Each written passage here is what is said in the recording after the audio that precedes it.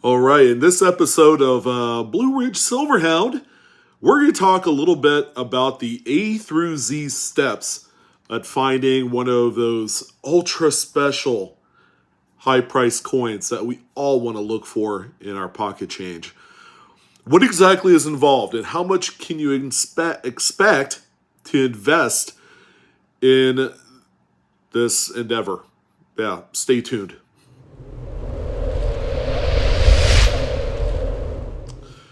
All right, so this is a question I get all the time. Not so much a question, although I do get questions. A lot of people, every time I post, like a Monday market report, or I talk about a specific coin that hasn't been seen yet because it's been graded at the top of its level, right? You're like king of the mountain. You're Zeus sitting there throwing lightning bolts at everything, and you get the big picture. But we've seen some pretty gnarly coins sell here in the last few weeks. I mean, who can forget this coin here that just sold over the weekend? This is a 2090 formative years Lincoln Cent. It sold for over $2,000. I mean, who wouldn't want to get a piece of that pie, right? I mean, that is, man, that's like like a French apple with a few little balls of vanilla ice cream draped over the top of it. All nice and warm and decadent. And yeah, I'm willing to bet the kind of money that's associated with that will certainly warm up the linings of your wallet. Or maybe, how about this one, right? 1953 Lincoln Wheat Cent that sold for a record amount of money. How does $19,000 grab you? Yeah, sign me up. As a matter of fact, that could cure a lot of worries. $19,000. Now, I'm just going to say this point blank. Don't be blind by what you see right there. Because, believe it or not, there's actually a lot of work that's involved with looking for these specific coins. As you can see, they're just not singular raw coins, right, ladies and gentlemen? These are coins that are encased in a fancy plastic tomb of sorts. And then, they have some information on there, a grade, a type of coin that it is. I mean, these things can get extraordinary, and you're probably asking yourself, well, how can I get from a coin that I had found to that presentation there of a coin in this plastic holder? Well, it's not quite that easy, but let's go ahead and kind of walk you through it a little bit because I've done it for a number of years. And it's, I guess, some of the words that I would personally use to describe the experience, especially if you're not a deep pockets guy like myself, right? I mean, there's really no delicate way of saying that this is not a budget-friendly experience.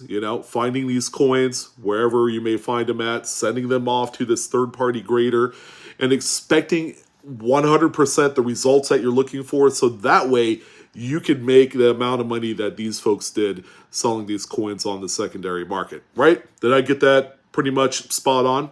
Okay, then, let's go ahead and continue. Now, is it as simple as going out there, searching through bankrolls, straight from the bank? Well, that's why they call them bankrolls, right? Is it as easy as going through bankrolls, finding that one perfect penny or that one spotless Washington quarter? Not quite. Not when it comes to grading high-class moderns, high-grade moderns, however you want to call it. These particular coins, and the big reason why that these sell for a lot of money, is that there is a imaginary set of collectors called registry set participants that actually assemble some of the highest grades of every single coin in existence.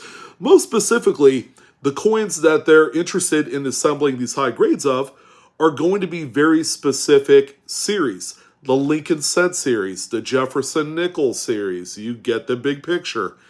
So, from here, we've determined that these registry set people, based off of the secondary market activity that we have seen for the last 2 decades, all right, they are not scared of dropping down some serious cashola to be able to own a few of these coins. The 2 coins that we saw sold just in the last week and a half, the 2009 Lincoln Cent formative years coin and this 1953S are all coins, both coins are easy to find. And then more than likely, these are going to be coins that, for example, the 2009, you could go into your pocket change and find one that's right nice, that's really pretty, still looks good for a coin being 13 years old. But is it the right coin, ladies and gentlemen, to send off to the graders? Or maybe you come across this 1953S, really nice gem, brilliant mint circulated coin, probably full red. You went to your first or second coin show and you spot it in a case. Oh, it's so pretty and so beautiful. And the price is 50 cents. All right. So at first glance, it seems like, man, this is a heck of a deal. I could literally turn 50 cents into $19,000 and then I could retire. Did I get that right? No? Okay. Well, let's go ahead and be realistic here. What exactly is involved? Well, the process isn't as easy as, say, going and finding the one singular coin. But what if I told you that people are generally submitting these in bulk? Like they're not just sending one 2009D Lincoln Cent. Maybe they're sending off maybe 10 of them. 20, 30, 50, 100 coins in the hopes that one of them will come back as a Mid-State 68, much like this example did that sold over the weekend for over $2,000.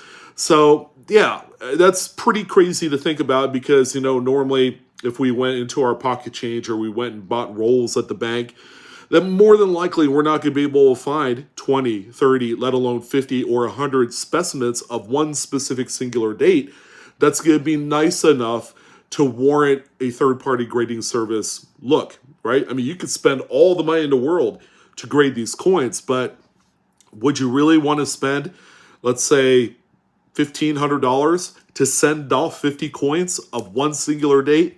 That's the definition of insanity. And if you don't 100% know your grading scale, you're probably going to get torched. So let's go dig deeper into this hole of possibilities by taking a look at how and where you source these coins out. Now, when it comes to these particular coins, all right, especially the 2009D, because that's a little bit more recent of a date of coin, people tend to go and look for great big sources like mid-sewn bags or rolls of these things. And that's going to represent your best bet to find the highest quality specimens of a singular coin. Now, the more efficient way that people do go through these is they go through rolls. The reason why I recommend going through rolls than going through bags is when the coins are all socked up in this canvas bag, you got to keep in mind, the bag has been lifted, it's been carried over, it's been tossed onto a cart, it's been done this and that, and it's just, the coins are not going to be in that great a shape. However, when they're packaged in paper rolls, they're so tight and they're sitting in there and they have very little to no movement. So without that friction, without the coins clanging and banging and hitting each other, that's where you're going to find some of your better quality coins, but not necessarily perfection, like what you would expect to, look for if you're trying to make a few thousand or $10,000 or $100,000. It's actually a lot deeper than that. Now, if you're lucky enough to find some of these rolls, do you go through just one roll, like you see here? No, or maybe two rolls. 2 rolls, would that do it for you? No, I think more than likely you're going to have to go through about 4 rolls, right? 4 rolls of one singular date, 2009 Lincoln Cents. No, that's not going to be close. You're going to have to go through many dozens, if not hundreds of rolls that you see here on screen in order to find about the fraction of a percent of all the coins that you could send out. Now, if you search through, like, say, 5,000 of these 2009 Lincoln Cents, more than likely you're going to have about 50 to send out, right? Based off of just, percentages and averages and all the other intangible stuff. Yeah, for those of you that like math, you probably already had left by now.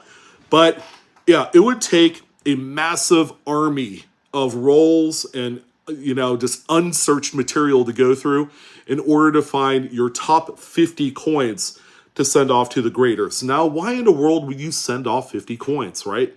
Let's assume, and we're just going to throw out a number, that the average cost to send a Lincoln cent to PCGS is $30, okay?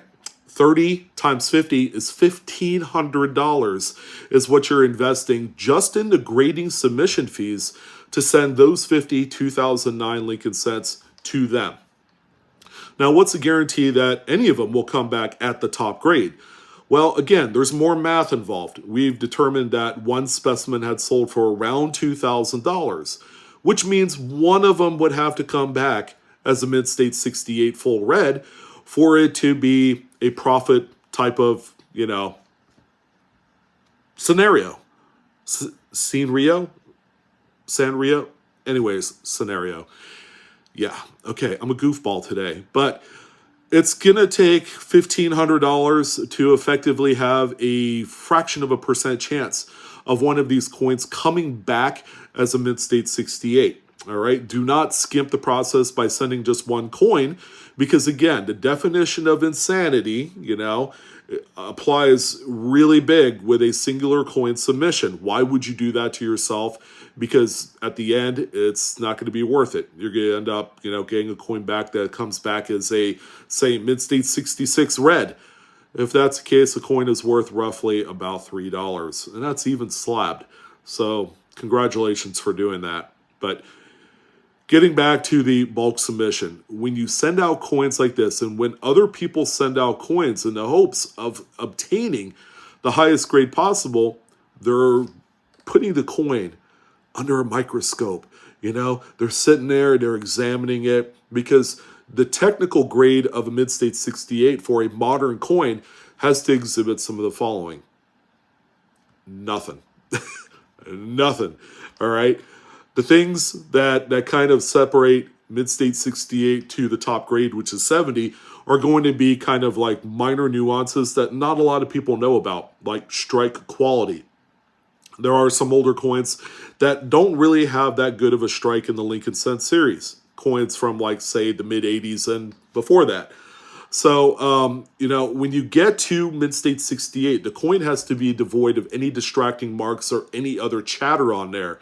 All right? The fields, which is the flat areas around the design of the coin, need to be virtually spotless. There can't be little tiny nicks or rim dings or anything like that on the coin. It needs to be pretty much damn near perfect. All right. Yeah. Now, if you guys are already kind of like, I feel lost, or, I feel defeated when you get to this point in the video, well, don't feel so bad, because I took the brunt of it. I did this for a few years and barely broke even. There was a point where I was down a number of thousands of dollars. And then, my wife, God bless her soul, because she was 100% on my side, but she did put her foot down. And we got to a point where, like, this experiment's not working. You've been doing it for 2 years, and we are down. All right. The good news is I had 2 more submissions that were coming back. They were still in process of being graded, but when they did, boom, I hit pay dirt just enough where I could break even and probably make a few bucks, so that way that $5 footlong will look like a gourmet meal. So you have to understand the numbers. Do they work with what you want to do? Second of all, you kind of have to need some sort of capital going into this. You can't go in with your last $50 in your bank account and then automatically expect for it to just come to fruition and this thing's blooming flowers. You're like, man, look at all this money flying around. It doesn't work out that way. You're going to have X amount of dollars to invest into it. You need to pick a specific date. You need to source out as much original content and material that's unsearched, so that way you could be successful at finding some of these coins. Or play the safe route and not do a thing at all, and then continue on down the red prim rosy path of stacking silver and filling up albums. Kind of like what I'm doing. And guess what? I'm doing exceedingly well. And I'm also making money in the process, but I'm not doing it by trying to appease the registry set crowd, because at the end of the day, it is plain straight up insanity. Boom. Mic drop. If I were you, again, think long and hard about it. Unless you have indisposable income coming out of your ears and other places in the human body, that I would highly suggest not doing it at all. Especially for you folks that are married with 3.5 kids and a really nice house. Because the last thing you need to do is drop $2,000, $5,000 on some bogus submission where you're sending out 2005 Jefferson nickels, trying to get one that comes back enough to pay for the entire submission. It just doesn't make any sense at that point. And it's more of a gamble than it always has been. It's going to continue to be that way. Will the money continually be great? It can. But you need to also figure out that the amount of money that you put into the resources of finding out and headhunting these coins, and then the amount of money you're investing in the grading submission, and then there's also the matter of the insurance and for the coins to come back, and then the amount of time you have to wait for the submission to go through the process and then return to you, which could be months because everybody is doing it. But there's really, a very small percentage of people that are actually successful at it because they're not focusing on the registry set game. When people do that, a lot of people lose. And more coins flood the population reports than it deserves, right? So that's what I wanted to talk about. Thank you guys for joining in on this video. I'm your host, Sean, with Blue Ridge Silverhound. It was a pleasure. Now don't do anything foolish and get back to your wife and give her a great big hug. See you guys.